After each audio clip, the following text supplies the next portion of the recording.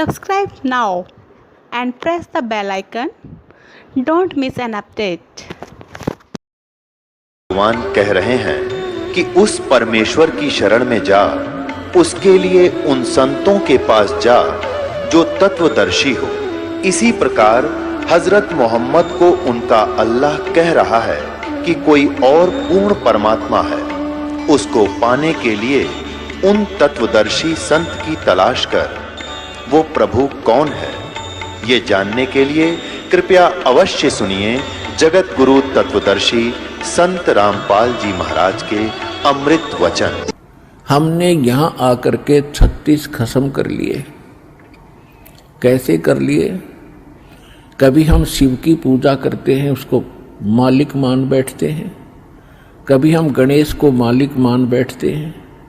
कभी हम विष्णु जी को, कभी हम अन्य देवी देवताओं या गांव के किसी भैरव भूत बेतालों को। और ये ऐसे सक्षम नहीं हैं जो हमें कुछ सुख दे सके। ये ना हमें दुख दे सकते, ना ये हमें सुख दे सकते, क्योंकि ये केवल हमें किया कर्म ही देते हैं। और पूर्ण परमात्मा सत्य पुरुष कबीर देव, कबीर साहिब, ये हमारे सभी संकटों का निवारण करते हैं। ये सक्षम हैं। हमारे जीवन में आने वाले यानी प्रारब्ध में, किस्मत में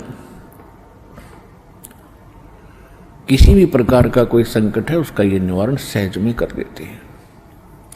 ये कब करते हैं? जब हमारी आस्था 100% कबीर परमेश्वर में हो जाएगी और अन्य किसी भी देव से हम कोई भी वस्तु की डिमांड स्वप्न में भी नहीं करेंगे। किसी भी प्रकार का कोई संकट है तो अपने परमात्मा कबीर जी से ही हम अर्जी लगाएंगे हृदय से। कुछ समय के बाद आपका स्वभाव बन जाएगा इस ज्ञान और समाधान और इस भक्ति के कारण कि आप पर कुछ भी आपत्ति आवेगी, आप केवल हे बंदी छोड़, हे परमपिता परमात्मा कबीर साहिब, आपके मुख से यही निकलेगा। तो उस समय परमात्मा आपके साथ हो लिया। फिर उस आत्मा के जीवन सफर में कोई भी संकट, सफर के अंदर कांटे होते हैं रास्ते में, तो हमारे जीवन सफर में कोई भी कर्म, पाप कर्म रूपी कांटा होगा तो वो परमात्मा ऐसे बुहार देगा जैसे पति भरता जमी पर जो जो धर है पाँव, समर्थ झाड़ू देते है ना काटा लग जावे। उस समर्थ को भूल कर हम परमात्मा से दूर होकर संसारिक लोगों से, संसारिक इन अधिकारियों से और इस 3 लोक के भगवान देवों से, हम इनसे अपना संकट निवारण की इच्छा करते रहे। ये हमारी अध्यात्म ज्ञान की जो है कमी थी, त्रुटि थी। और जब हम परमात्मा से ही सब कुछ डिमांड करेंगे, इनके ऊपर समर्पित हो जाएंगे, तो परमात्मा कहते हैं जिस समय आप गर्भ के अंदर थे उस समय आपके साथ कौन था? ना माँ थी, ना पिता था, ना कोई अन्य सगा संबंधी था। अकेले आप और परमात्मा, बीच में कोई नहीं था। उस समय आप सीधी पुकार कर रहे थे, हे परमात्मा मुझे इस नरक से निकाल दे। माँ के गर्भ में बहुत पीड़ा होती है। उस पीड़ा को हम बाहर आने से भूल जाते हैं, क्योंकि त्रिगुण में माया, इन तीनों गुणों के प्रभाव से हम बहुत ज्यादा प्रभावित होकर के अचेत हो जाते हैं। वो पिछली सब सुध बुद्ध समाप्त हो जाती है।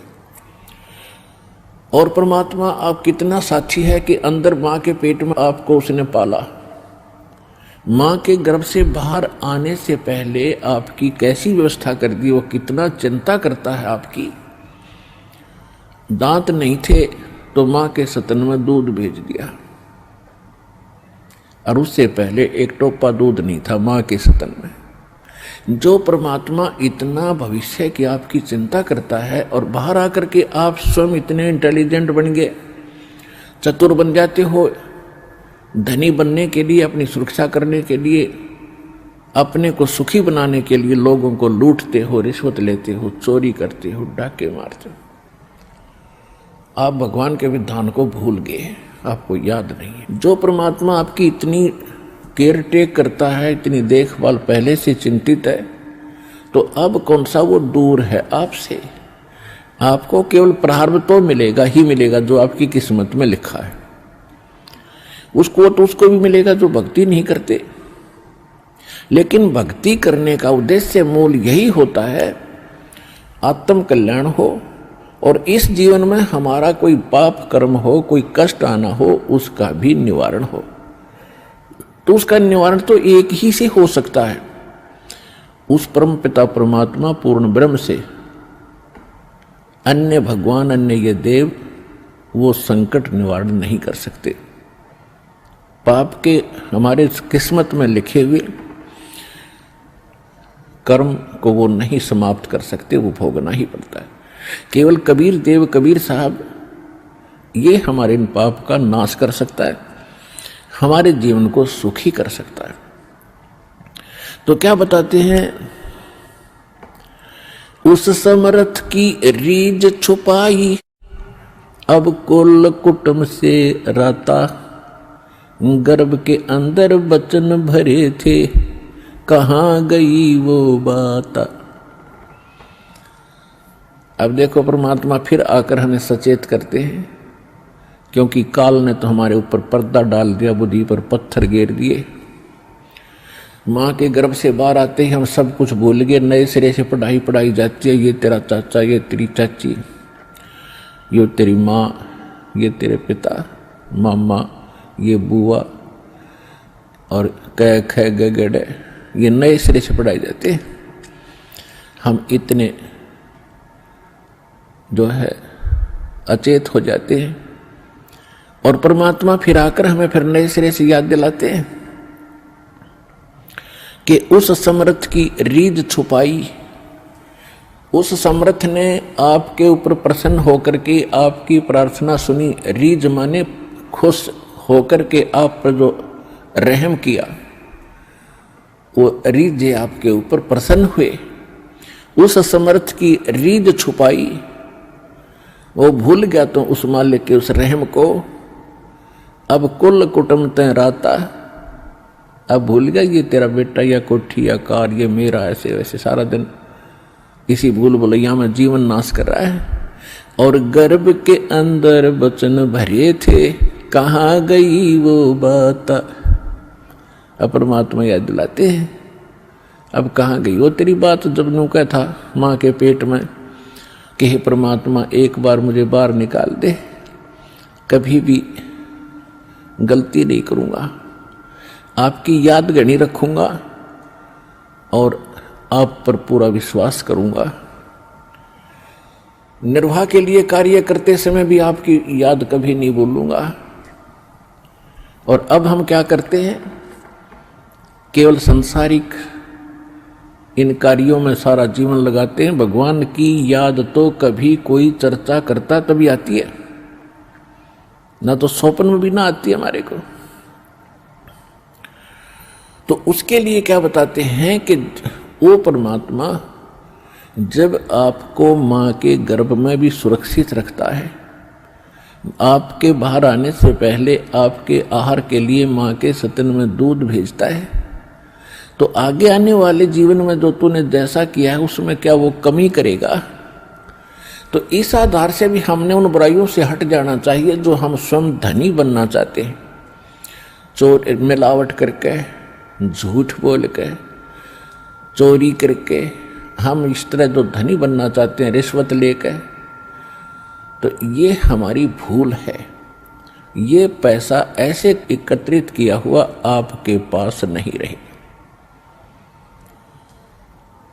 परमात्मा आप पर रहम करेगा और उसकी भक्ति सत्य करोगे तो जो प्रारब्ध है वो तो आपका मिलेगा।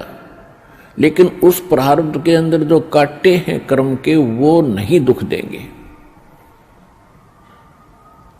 और फिर प्रारब्ध से अधिक भी देगा, क्योंकि परमात्मा के पास वो समर्थ है, वो उनके पास एक वीटो पावर है, वो केवल कबीर साहब के पास है। जैसी आपकी श्रद्धा और लगन देखेगा, विश्वास और दृढ़ता देखेंगे, तो आपको किस्मत से अधिक भी देंगे, अच्छा भी देंगे, और आपके पाप रूपी कर्मों के कांटों को भी वो पहले ही निकाल देंगे।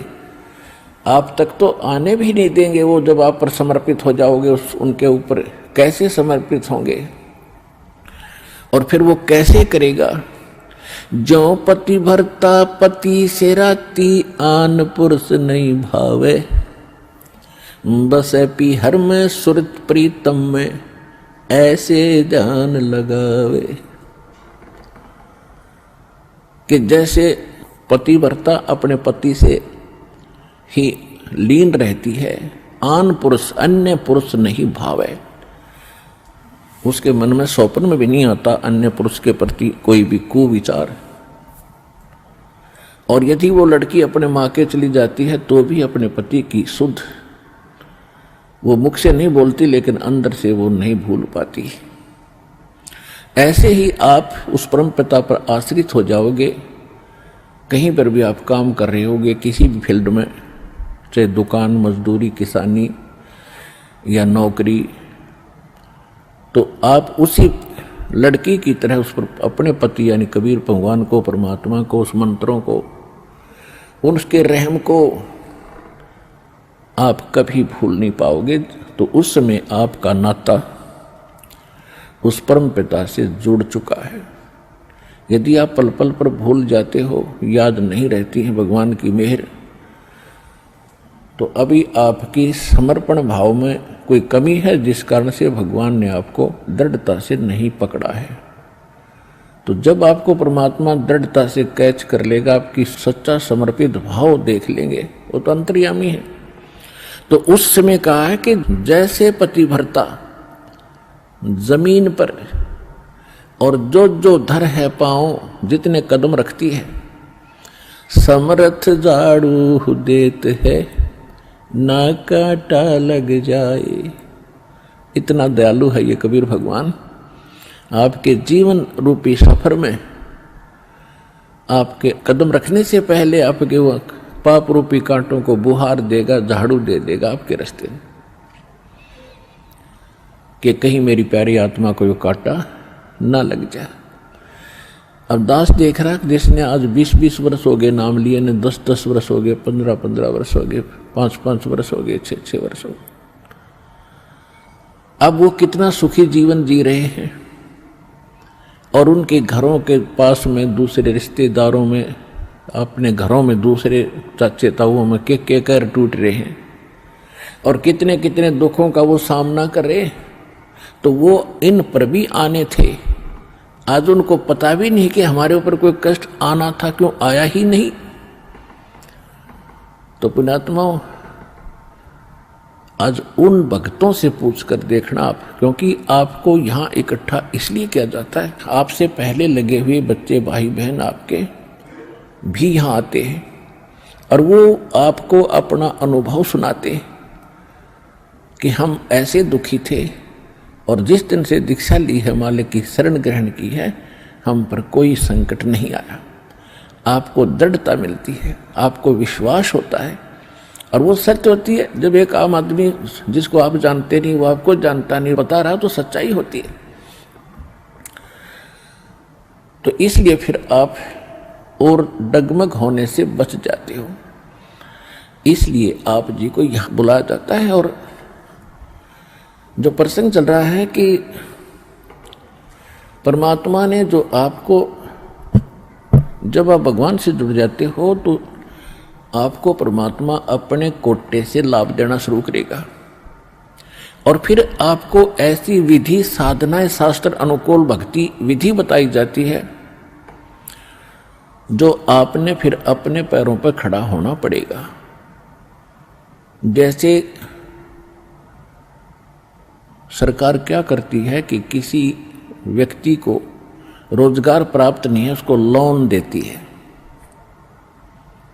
और उसमें कुछ सब्सिडी भी देती है कि भी 80% सब्सिडी है। 1 लाख रुपया दे दिया, अपना गुजारा कर और धंधा शुरू कर दे, और फिर आप केवल 20,000 ही वापस लौटा देना, 80 माफ कर दिए, तो कितना सहयोग मिल गया उसको। लेकिन उसने अपना तन मन धन से फिर भविष्य में अपने पैरों पर खड़ा होना पड़ेगा, बार बार सब्सिडी मिलेगी नहीं। इसी प्रकार यहाँ आने वाले को परमात्मा अपने कोटे से राहत देनी शुरू करता है और फिर विधि बताता कि ये कमाई कर और अपने पैरों पर खड़ा हो जाए, भाग्य भक्ति तू कर, ऐसे दान धर्म कर, फिर तेरा गुजारा यानी तेरी भक्ति कमाई बढ़िया हो जाएगी, तेरा अच्छा काम चलेगा, तभी सफलता होगी। क्योंकि आपके भाग्य में सुख नहीं था, संकट थे, इसलिए तो आप पर कहर टूटे, दुख हुए। अब यहाँ आओगे आपको सुख मिलेगा, गारंटेड मिलेगा, आपकी आयु भी बढ़ाई जाएगी। परमात्मा कबीर साहब सक्षम है। लेकिन आप हृदय से चाहोगे, ऊपरले मन से आओगे तो उतना ही लाभ मिलेगा। आप हृदय से चाहोगे और समर्पित हो जाओगे परमात्मा से अतिरिक्त, इस कबीर साहब से अतिरिक्त कोई और इष्ट में आप स्वप्न में भी ध्यान नहीं लगाओगे, तब ये परमात्मा आपका हाथ पकड़ेगा। और समर्थ जब हाथ पकड़ लेता वो छोड़ता नहीं। तो इसलिए आप जी यहां आने से पहले इस ज्ञान को समझें और हमारे मूल उद्देश्य को समझें कि हम क्या बताना चाहते हैं। हम केवल यहाँ संकट निवारण और रोग निवारण के लिए नहीं बैठा दास, ये तो एक्स्ट्रा देते हैं आपको, ये तो आपको रूंगे में देते हैं, रूंगे में, ये सौदे में नहीं हमारे में। हमारे सौदे में तो केवल जन्म और मरण के इस कहर को समाप्त करने का ये हमारा उद्देश्य है। कोटि जन्म तन भर मत होगे, कुछ ना हाथ लगा रे, कुकर सुकर खरबया बोरे, कौवा हंस बुगारे। कोटि जन्म तू राजा की न्या, मिटी न मन की आशा, भिक्षुक होके दर दर घूम्या, ये मिला न निर्गुण रासा। इंद्र कुबेर ईश की पदवी, ब्रह्मा वरुण धर्मराया, विष्णुनाथ के पुर को जाके तो फिर भी वापस आया। असंग जन्म तन मरता होगे, जीवित क्यों न मरे रे, 12 दर मद महल मठ बोरे, बहुर न दे धरे रे। दोजक भिष्ट सभी तैं देखे, राजपाट के रसिया, 3 लोक से तरपत नहीं, ये मन भोगी खसिया। सतगुरु मिले तो इच्छा मिटे, पद मिल पदे समाना, चल हंसा उस लोक पठाऊं, जो आदि अमर अस्थान। 4 मुक्ति जहाँ चंपी करती, माया होरी दासी, दास गरीब अभय पद पर से, वो मिले राम अविनाशी। हमारा ये सौदा है, हम ये सौदा दे रहे हैं, हम ये सौदा बेच रहे हैं। कोटि जन्म तो भरमत हो गए और कुछ नहीं हाथ लगा रहे। 1 करोड़पति व्यक्ति अपने हेलीकॉप्टर से आ रहा था, दुर्घटनाग्रस्त हो गया, उससे हेलीकॉप्टर से 1 मिनट में मृत्यु होगी। क्योंकि शास्त्र अनुकूल विधि साधना उनके पास थी नहीं। पिछला पुण्य समाप्त हुआ, संस्कार जीवन था वो समाप्त हुआ, वो जोड़ा जाड़ा धन यहाँ छोड़ के चला गया भाई, पल्ला जाड़ के। और अब क्या बनेगा?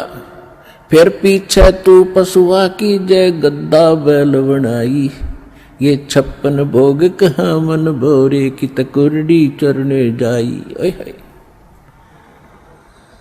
पुण्यात्माओं कलेजा फट जा मानस का जब थोड़ी सी होश हो तो, और शोधि आवेगी, ज्ञान आएगा, अकल आवेगी इस ज्ञान के सुनते।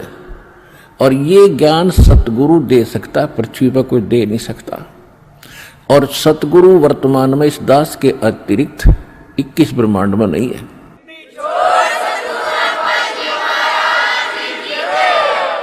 जो परमात्मा का कृपा पात्र हो। तो क्या बताया जा रहा है कि कोटि जन्म तन भरमत हो गए, कुछ नहीं हाथ लगा रे। कुकर कुत्ता, शुकर सुअर, खरगदा और कौवा हंस बुगारे, ना जाने कितने पशु पक्षियों के शरीर आपने धारण किए, कितने कष्ट उठाए। राजा भी बना, देवता भी बना। आप जी को दास ने बहुत बार दिखाया है महावीर जैन जी का इतिहास। वो 60 करोड़ बार गधा और 30 करोड़ बार कुत्ता, ओए होए, और ना जाने घोड़े बिल्ली नपुंसक करोड़ों बार बना। और कुछ बार राजा भी बना, 80 लाख बार देवता भी बना। 80 लाख बार 80 लाख बार देवता बना और 60 करोड़ बार गधा बन गया। गधा ते कब बना बतेरा, सारी अकड़ निकल जा जीव की। तो खाक देवता बना, फिर गधा बन के खड़ा हुआ। What is this? ये काल की भूल भुलैया, मूर्ख बना रखे अपने को।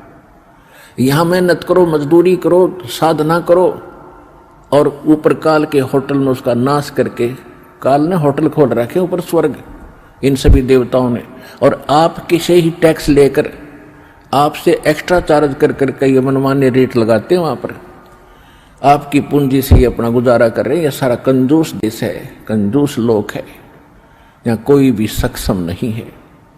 एक ही स्थान है जिसमें किसी चीज का अभाव नहीं है, वहां कोई टैक्स नहीं है, वहां कोई कष्ट नहीं है। ये 5 तत्वों से बना हुआ शरीर नहीं है, वो बिना नाड़ी का शरीर एक तत्व से बना हुआ है। उसमें वर्ग अवस्था नहीं है, उसमें मृत्यु नहीं है, वह सारे भरे भंडार हैं। अब जैसे आप यहां आते हो सतलोक आश्रम बरवाला जिला हिसार हरियाणा में, आप यहां सारा दिन देखते हो कैसे आपका टाइम जाता है। सत्संग होता है 2 में, बाकी सत्संग होता है 4 घंटे 5 घंटे में, और बाकी 19 घंटे आप 6 घंटे सो भी लेते हो। बाकी समय कितना जाता है आपको पता भी नहीं चलता, कब रात हुई कब सुबह हुआ। कभी चर्चा करते हो अपने भाई बहनों से, कभी भगवान की चर्चा करते हो, कभी सिमरन करते हो, समय गया। और यहाँ बना बना सारा सामान आपको तैयार मिलता है, ना कोई टेंशन किसी प्रकार की। तो यहाँ तो शरीर 5 तत्वों का आपका इस करके पूर्ण शांति नहीं मिल पाती, क्योंकि एक तो आहार बिगड़ गया हमारा।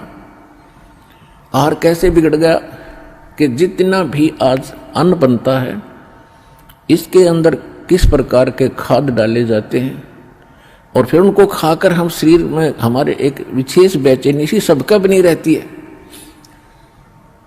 और वहां ऐसा शरीर नहीं है, इतनी शांति, परम शांति है वहां पर उस सतलोक के अंदर। तो वहां आपको सारी चीज बनी बनाई मिलेंगी, जो भी इच्छा करोगे, जिस भी प्रकार की जो खाद्य पदार्थ वहां उपलब्ध है, आपको 1 सेकंड में वही उपलब्ध हो जाएंगी। फिर अपना वहां विकार है ही नहीं, राग नहीं, द्वेष नहीं, शरीर ऐसा नहीं जिसमें ये अपने आप ही कोई न कोई दुख बना रहता है, कोई टेंशन बन जाती है, कोई बीपी हाई कभी लो हो जाता है। वहां ऐसा नहीं है। तो हम जो सौदा यहां पर करते हैं वो ये है, जग सारा रोगिया रे, जिन सतगुरु वैद न जाण्या, जग सारा रोगिया रे। कौन सा रोग? भाई जन्म मरण का रोग लगा है, या तृष्णा बडरी खासी। जन्म मरण का रोग लगा है, तृष्णा बडरी खासी, आवागवन की डोर गले में, या पड़ी काल की फांसी, जग सारा रोगिया रे, जिन सतगुरु वैद न जाण्या, जग सारा रोगिया रे। भाई सच्चा सतगुरु कोई न पूजे, इन झूठों जगपतियासी। सच्चा सतगुरु कोई न पूजे, इन झूठों जगपतियासी। अंधे की बाँ गई अंधे ने, ये मार्ग कौन बतासी, जग सारा रोगिया रे, जिन सतगुरु वैद न जाण्या, जग सारा रोगिया रे। भाई देखा देखी गुरु शिष बन गे, किया न तत्व विचारा। देखा देखी गुरु शिष बन गे, किया न तत्व विचारा। गुरु शिष दोनों के सिर पे, यू काल ठोके पंजारा, जग सारा रोगिया रे, जिन सतगुरु वैद न जाण्या, जग सारा रोगिया रे, जग सारा रोगिया रे, जिन सतगुरु वैद न जाण्या, जग सारा रोगिया रे। भाई सार शब्द सर जीवन बूटी, गैस गैस अंग लगावे। सार शब्द सर जीवन बूटी, गैस गैस अंग लगावे। कहें कबीर तुम सत कर मानो, ये जन्म मरण मिट जावे, जग सारा रोगिया रे, जिन सतगुरु वैद न जाण्या, जग सारा रोगिया रे, जग सारा रोगिया रे, जिन सतगुरु वैद न जाण्या, जग सारा रोगिया रे। भाई सार शब्द सर जीवन बूटी, गैस गैस अंग लगावे। सार शब्द सर जीवन बूटी, गैस गैस अंग लगावे। कहे कबीर तुम सत कर मानो, ये जन्म मरण मिट जावे, जग सारा रोगिया रे, जिन सतगुरु वैद न जाण्या, जग सारा रोगिया रे, जग सारा रोगिया रे, जिन सतगुरु वैद न जाण्या, जग सारा रोगिया रे। परमात्मा ने बताया है कि पूरा विश्व ही जन्म मरण के रोग से ग्रस्त है। जैसा कि हम पहले इन नकली धर्म गुरुओं से ज्ञान सुना करते थे कि श्री कृष्ण जी ही श्री विष्णु जी हैं और शंकर ब्रह्मा विष्णु ये तीन अमर देवता हैं, इनका जन्म मृत्यु नहीं होता, ये समर्थ हैं। और ये ब्रह्मा जी की पूजा को तो नहीं कराते थे, लेकिन विष्णु जी और शंकर भगवान की पूजा ये हमें करने का सलाह देते थे, राय देते थे। और इनको मृत्युंजय, कालज्य, सर्वेश्वर, अंतर्यामी न जाने क्या क्या उपमा दिया करते थे। अब जब परमात्मा ने दया की हम पर, हमारे को सद्बुद्धि दी, हमें ये ज्ञान हुआ और विद्या दी, भगवान ने अक्षर ज्ञान कराया। अब हमने जब सदग्रंथों को देखा परमात्मा के उस ज्ञान की रोशनी में, उस तत्व ज्ञान से जब इनको जांचा तो क्या पाया। ये कहते थे श्री कृष्ण जी ने श्रीमद् भगवद गीता का ज्ञान अर्जुन को सुनाया, तो इससे भी भिन्न पाई वास्तविकता ये थी कि श्री कृष्ण के शरीर में यो काल बोल रहा था। ये काल कौन था? ये 21 ब्रह्मांड का स्वामी है, ब्रह्मा विष्णु महेश का पिता है, दुर्गा देवी जी का पति है, और ये तीनों इनके पुत्र हैं, दुर्गा और इस काल भगवान के। फिर यदि हम ये माने कि श्री कृष्ण जी गीता का ज्ञान बोल रहे थे। और श्री कृष्ण जी इज विष्णु, श्री कृष्ण जी विष्णु है ये इनके शब्दों में।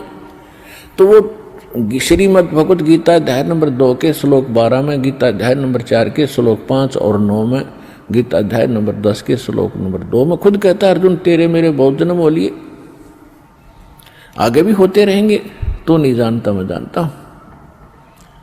तो इनका भी जन्म मरण का रोग नहीं कटा, यह भी जन्म मरण के रोग से ग्रस्त है। तो इससे आगे फिर बचा ही नहीं जो अविनाशी हो। तो इसलिए परमात्मा का ये एक शब्द, एक लाइन पहली बार कोई सुनेगा तो उसको खटकेगा कि सारा जग जन्म मरण के रोग से ग्रस्त है।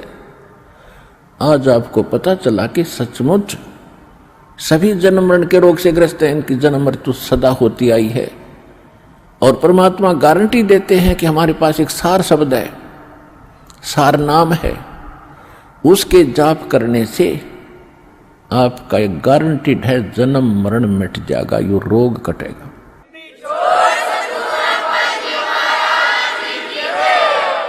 ये जड़ी, ये औषधि, ये सर्जीवन बूटी अभी तक प्राप्त नहीं थी। और जिन महापुरुषों को मालिक ने प्राप्त कराई उनसे वचनबद्ध कर दिया था कि अभी इसको नहीं बताना, नहीं तो काल के दूत भी यही ज्ञान और यही भक्ति बताएंगे और इनके द्वारा दिए गए ये मंत्र, ये जड़ी काम करेगी नहीं, क्योंकि अधिकारी नहीं है। अधिकारी के बिना कोई भी कार्य सफल नहीं होता, ये आपको खूब पता है। तो परमात्मा कहते हैं कि धर्मदास मेरी लाख दुहाई, और ये सार नाम, सार शब्द कहीं बाहर ना जाए। सार शब्द बाहर जो पढ़ी बिचली पीढ़ी हंस नी तरही,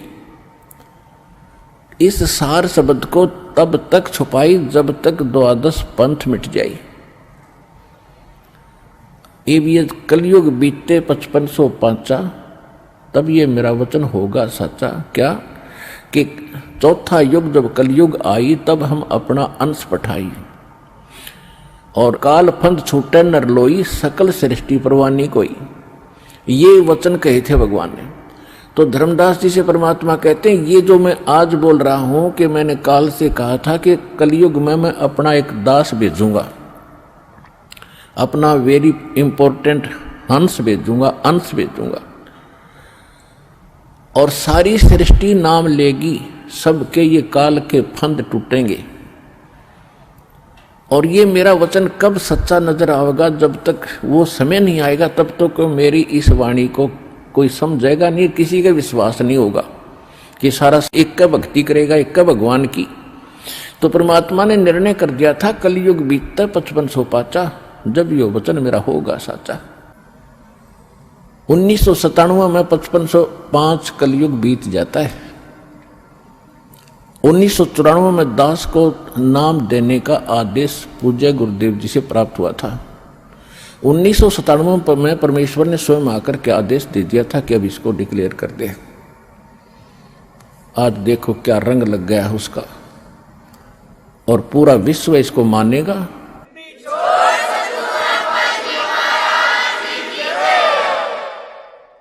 परमात्मा ने कहा था कि सोहम शब्द हम जग में लाए। सोम शब्द तो बहुत पहले से डिक्लेयर कर रखा है, भगवान ने शिव जी को दे रखा है। शंकर भगवान इसी का जाप करते हैं, इनके शिष्य हुए थे।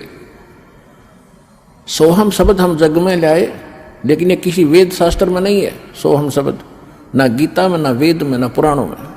पुराण तो इनकी बनाई हुई है ऋषियों की, ये अगर वेदों से मेल नहीं खाती कोई यूज नहीं उनका।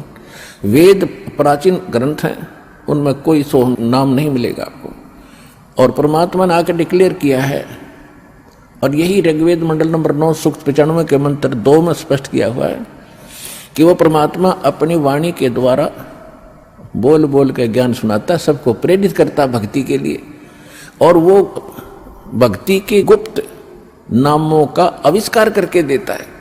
परमात्मा कहते हैं सोहम शब्द हम जग में लाए, और सार शब्द हमने गुप्त छिपाए। तो ये परमात्मा ने कहा कि सार शब्द सर जीवन बूटी, गैसे गैसे अंग लगावे, कहे कबीर तुम सत कर मानो, ये जन्म मरण मिट जावे। इस सार शब्द से मिटना था जन्म मरण, और यह अभी तक गुप्त रखनी थी। तो अब ये वो समय आ गया है कि आपका ये जन्म मरण का रोग नाश होगा। तो हमारा उद्देश्य है यहाँ पर जो मूल सौदा हम बेचते हैं, हम जो देते हैं आपको, जो सौदा करते हैं आपसे कुछ नहीं लेते, आपसे केवल समर्पण होना ही हम मांगते हैं कि परमात्मा पर समर्पित हो जाओ। और इस भक्ति को जो मंत्र आपको दिए गए सारे, अब कहने का भाव यह है कि और जो दूसरे आपके संकट हैं ये तो हम आपको वैसे निवारण करेंगे, जैसे रूंगा बोलते हैं, रूंगे में देंगे, रूंगे में, वो सौदे में नहीं आता रूंगा, वो तो एक्स्ट्रा दिया जाता है। जैसे पुराने समय में, अब तो वो समाप्त होगी सिस्टम, पहले गांव में इतनी दुकानें नहीं होती थी, बाहर के फेरी लगाने वाले आते थे, कोई टिंडे बेचा करता, कोई घिया, कोई तोरी, कोई आम या कोई बेर बेचने वाले आते थे। तो हमारी दादी जी एक बेला भर के, कटोरा भर के गेहूं का या चनों का जो भी उपलब्ध होती थी, कणक, किसान घर में जन्म था हमारा, और वो ले जाती थी, पूछती थी भाई कैसे देता है ये, जैसे टिंडे कैसे देता है सब्जी के लिए। तो कहता था ताई गेहूं के 2 बार देता हूँ, 1 प्लेट में गेहूं डाल दिए और 2 बार उसके इक्विवेलेंट उसके बराबर टिंडे तोल कर डाल दिए, सौदा हो गया, बराबर हो गया जो सौदा था।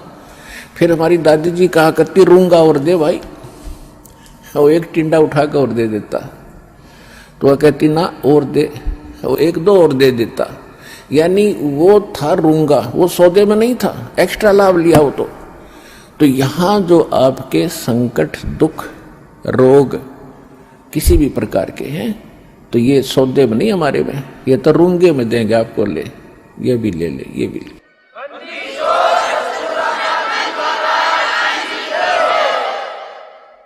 और पुण्यात्माओं, दास बार बार कहता है ये एक डूब बाट के गीत नहीं है, ये उस समर्थ की महिमा है, उस समर्थ का ज्ञान है, उसके दिए हुए विधि भक्ति मंत्र हैं, इनसे वही लाभ होगा जो दास बता रहा है, भगवान ने बताया है।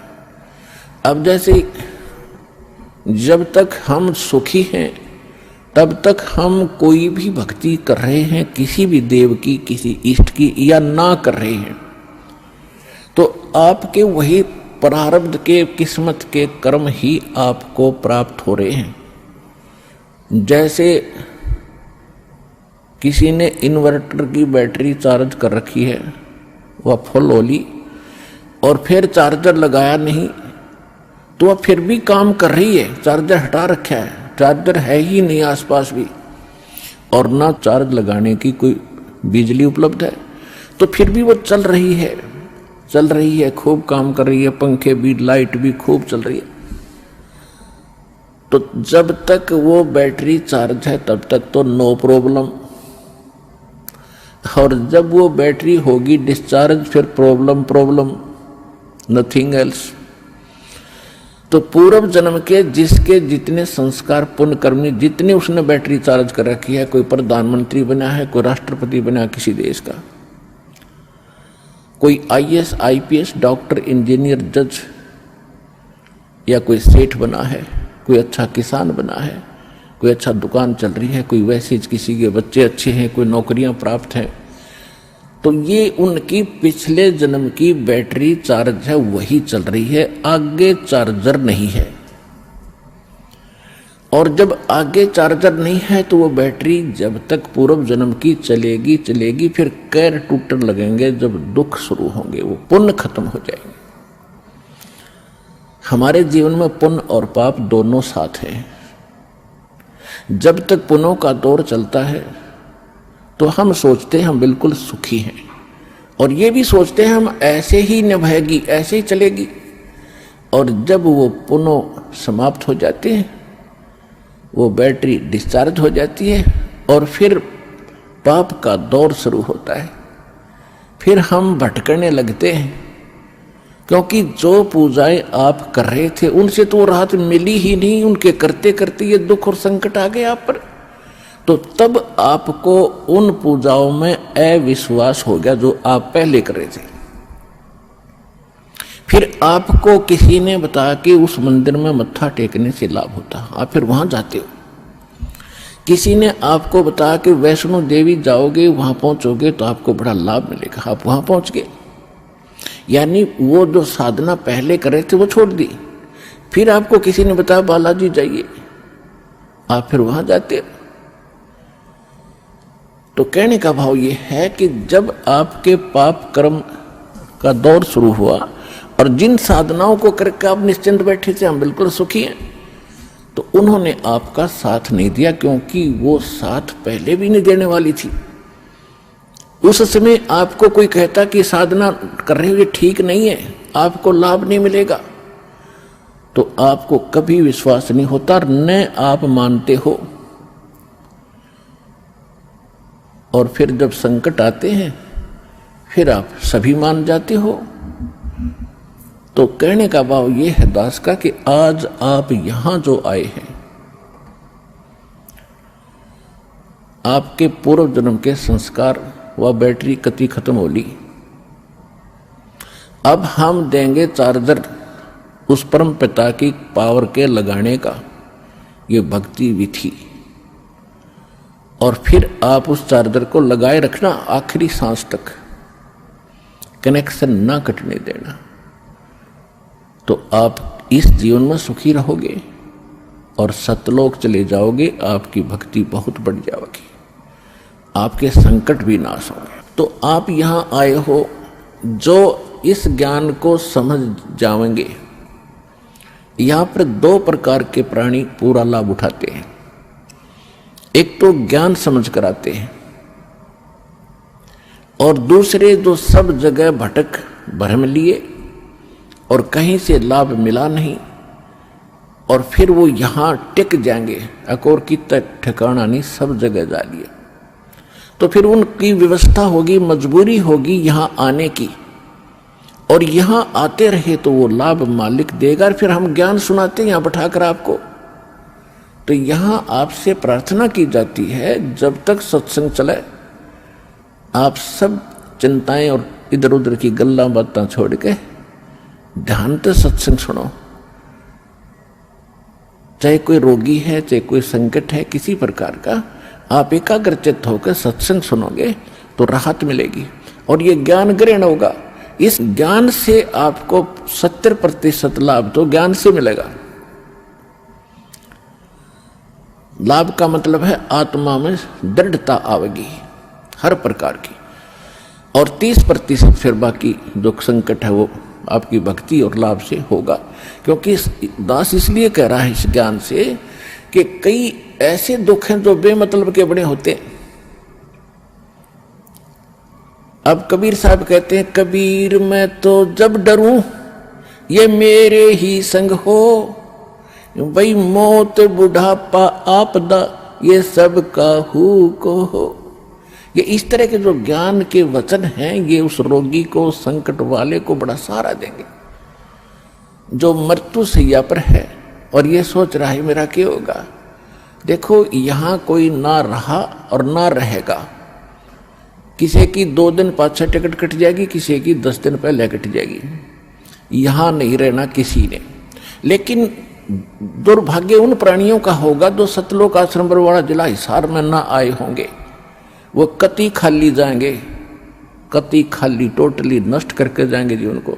और जो यहां आ गया, नाम भी ले लिया, प्रथम नाम लेकर भी उसका जीवन अंत हो गया, वो भगवान का हो गया, वो परमात्मा के जुड़ गई वो आत्मा, उसमें बीज पड़ गया भक्ति का। और अब ये हजारों वर्षों तक ये ज्ञान और ये समाधान चलेगा। अब वो जो बीमार रोगी है सब जगह थक लिए, जब यहां ले आए और उसकी होगी मृत्यु नाम लेकर के, आप तो चाहे कुछ भी सोचो, लेकिन भगवान ने अपना बच्चा ले लिया अपनी शरण में। मृत्यु बेशक होगी, वो अगले 10 महीने में आलेगा, 10वें महीने यहाँ भगवान के दरबार में नया शरीर होगा, नए सिरे भक्ति करेगा। परमात्मा ने तो अपनी आत्मा देखनी, हम अपना स्वार्थ देखते हैं। और 10 दिन 1-2-4 महीने और भुगता तो हम ही कह देते भगवान इसने ठा ले, हे भगवान ठा ले। हम भी तंग हो जाते, पैसा भी समाप्त हो जाता। तो कहने का भाव यह है कि आप इस ज्ञान को सुनो, समझो, अपनी सोच धारणा कति खत्म कर दो। जो ज्ञान दास बताता है ये गॉड का, परमात्मा का दिया हुआ विधान है और ये अटल है, ये सत्य है, इसमें ऐसा ही होगा।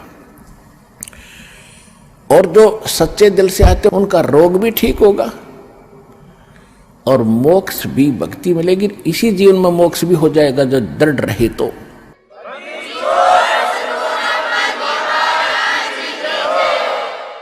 इसके अतिरिक्त और भी बहुत सी, क्योंकि ये विधान है भगवान का और आप हो बच्चे पहली कक्षा दूसरी तीसरी के, इस जैसे कानून की किताब को तीसरी चौथी कक्षा का बालक कैसे समझ पाएगा? लेकिन बार बार दास समझाएगा तो आपके हृदय में ये अवश्य जचेगा, विश्वास होगा, क्योंकि ये गॉड गिवन स्पिरिचुअल नॉलेज है, परमात्मा का दिया हुआ अध्यात्म ज्ञान है। तो जब आप यहां आ गए और सच्चे दिल से भक्ति करने लग गए, तो जितने भी सांस इस सिमरन में आपके गए और वो आपके गुड अकाउंट में है, और बाकी का जो समय आपने चाहे राष्ट्रपति बनकर व्यतीत कर दिया वो व्यर्थ बताया है। तो यहां आने वाले जितने भी भक्त हैं, चाहे रोगी हैं, तो किसी प्रकार का उनको संकट है, तो उनके लिए वो दुख वरदान बन गया। वो भगवान से मिलेंगे, उनका जीवन सफल होगा, उनके सब दुख दूर होंगे और भगवान के विमान में बैठकर सतलोक जाएंगे। ये लिखवा लो मेरे पे।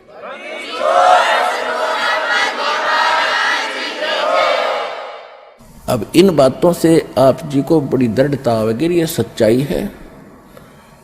कबीर साहब कहते हैं, कबीर मैं तो तब तो डरूं जब मेरे अकेले के साथ कोई न्यारी कहानी बनती हो और मीच बुढ़ापा आपदा ये सब का हुक हो, सबकी मृत्यु होगी, सब पर संकट आएंगे और एक दिन सब ने यहाँ से ये वृद्धावस्था भी सब में आएगी।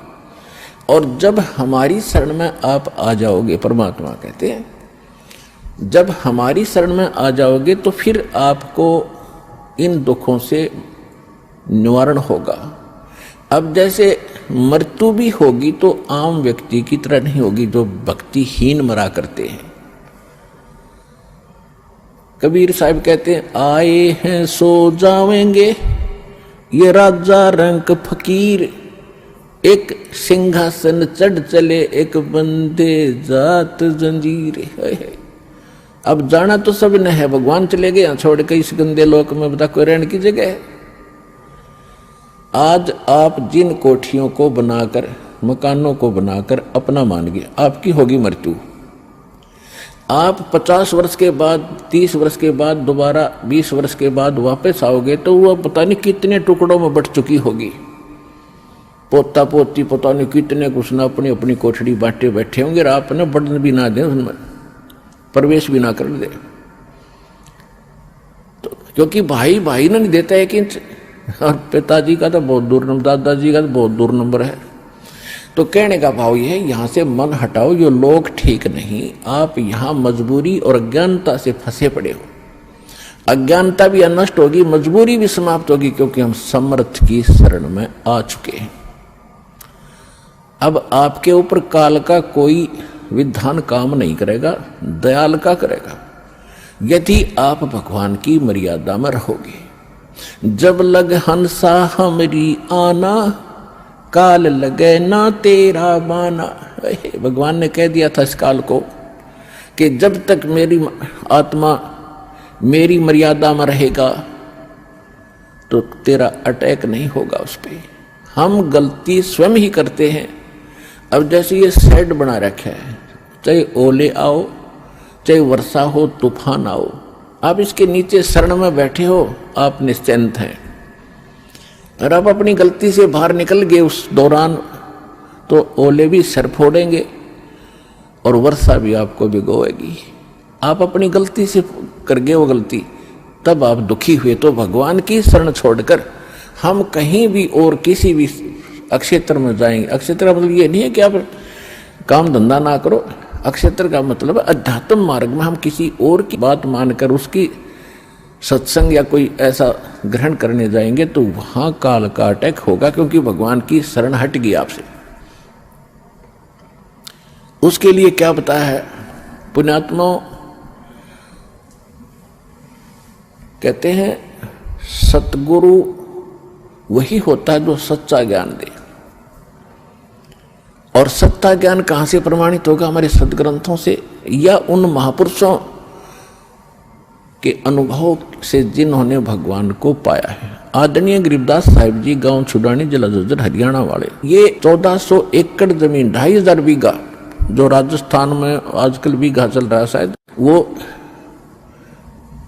लगभग आधा एकड़ से भी ज्यादा होता था, पौना एकड़ के करीब 1 बीघा होता था।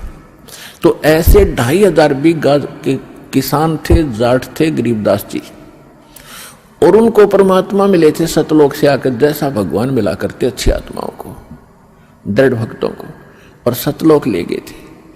और वहां सब व्यवस्था दिखाकर उनको वापस छोड़ा था। गरीबदास जी को मृत जानकर, 10 वर्ष के बालक थे, मृत जानकर चिता पर रख दिया था। उस समय भगवान ने ऊपर सब कुछ दिखाकर वापस छोड़ दिया था, वह जीवित हो गए थे। उसके बाद उन्होंने आंखों देखा उस परम पिता कबीर भगवान की महिमा का गुणगान कैसे किया है। आइए अब हम उन श्रद्धालुओं के अनुभव जानते हैं जो जगत गुरु तत्वदर्शी संत रामपाल जी महाराज जी से दीक्षा प्राप्त कर चुके हैं तथा उनके द्वारा बताए गए भक्ति मार्ग पर चल रहे हैं। माता जी नमस्कार। नमस्कार जी। क्या नाम है जी आपका? मेरा नाम खेमा शर्मा है। कहाँ से आए हैं आप? मैं शिमला हिमाचल प्रदेश से आई हूँ। संत रामपाल जी महाराज से नाम दीक्षा कब ली आपने? मैंने संत रामपाल जी महाराज जी से दीक्षा 2014 में अक्टूबर माह में ली थी। संत रामपाल जी महाराज से नाम दीक्षा लेने से पहले आप क्या भक्ति करते थे? मैं संत रामपाल जी महाराज जी की दीक्षा लेने से पहले मैं काल की बहुत सारी भक्ति करती थी, जिसका मैं कुछ थोड़ा सा डिटेल से बताना चाहती हूँ कि मैंने 2001 में मेरी पति की डेथ हो गई थी। उसके बाद मैंने ये जितने भी व्रत, जितनी भी पूजाएं माता की, ब्रह्मा विष्णु महेश, जितनी भी मतलब जो भी हमारे हिमाचल में बहुत ज़्यादा भक्ति चलती है देवताओं की, वो करती थी।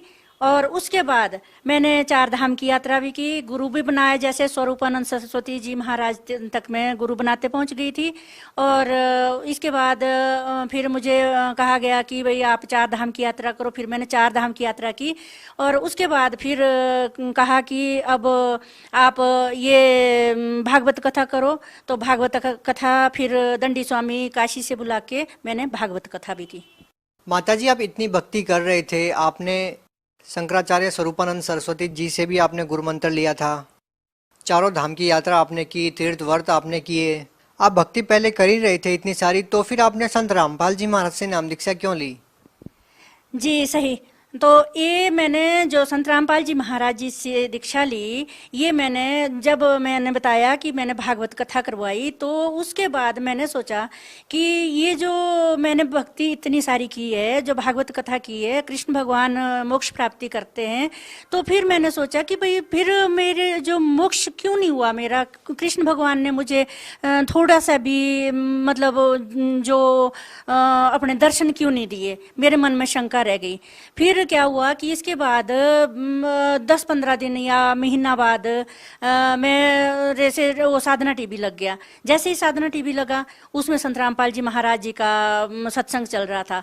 तो मैं गीता, ये वेद पुराण सारे पढ़ती थी पहले, तो उससे मुझे देर नहीं लगी समझने। जैसे उंगली पर ऐसे दिखा रहे थे पुराणों में, गुरु जी उंगली लगा के दिखा रहे थे, तो फिर मुझे देर नहीं लगी। मैंने इस तरह से रामपाल जी महाराज से दीक्षा ली।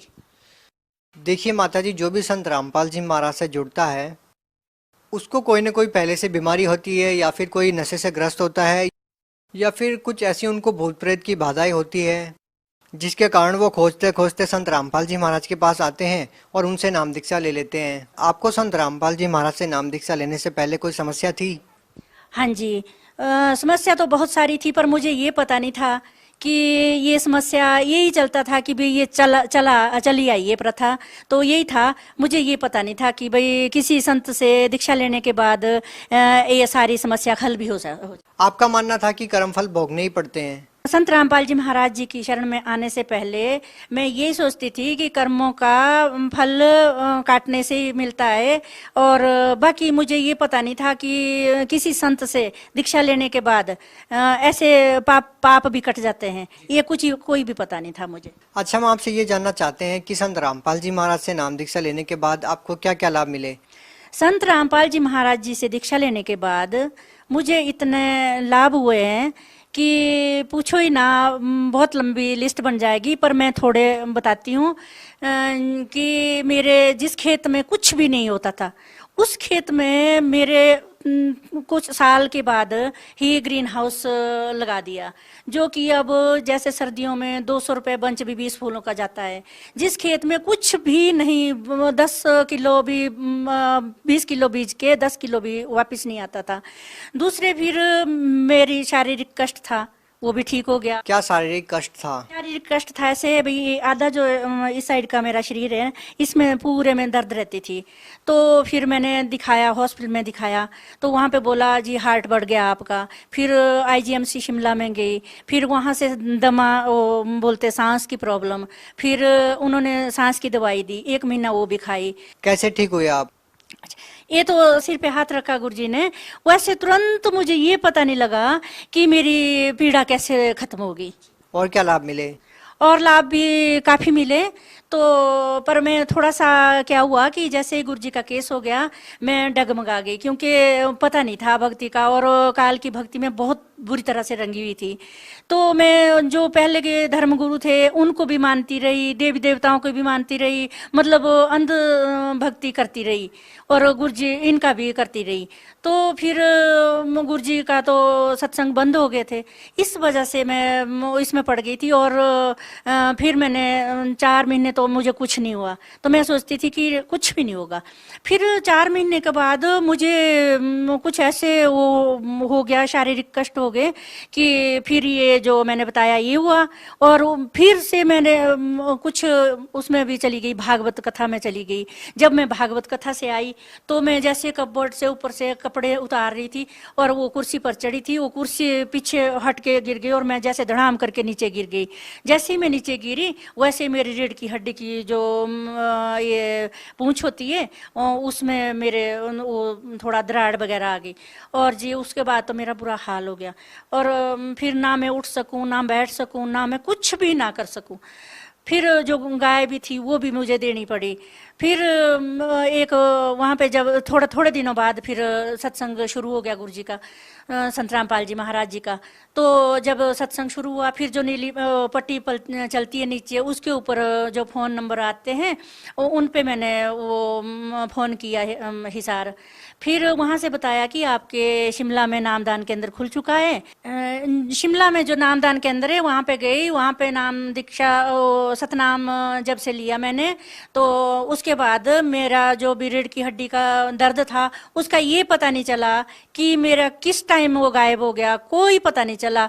इस तरह से मेरी दर्द ठीक हो गई। आप भगत समाज को क्या संदेश देना चाहते हैं? भगत समाज को मैं संदेश तो क्या दे सकती हूँ, पर विनती कर सकती हूँ कि जो भी इस परमात्मा की गुरुजी की, गुरु रामपाल जी महाराज जी की शरण में आना चाहे, तो किताबें गुरुजी ने ऐसी ऐसी लिख रखी है कि उसका हिसाब ही कोई नहीं है। यहाँ तो क्या 21 ब्रह्मांड में तो क्या, पर परमात्मा ने तो उस सतलोक तक लिखा हुआ है जहाँ से हम आए हैं, गलती करके आए इस काल के साथ, वहाँ तक की इतनी वो लिखी हुई है। अगर उसको पढ़े और जी जो सत्संग आता है परमात्मा का, गुरुजी का, रामपाल जी महाराज जी का, तो उसको सुने तो सब कुछ पता लग जाएगा। भक्त समाज से विनती करती हूँ कि आप रामपाल जी महाराज जी की शरण में आओ और अपना कल्याण करो। जी धन्यवाद। सत साहिब।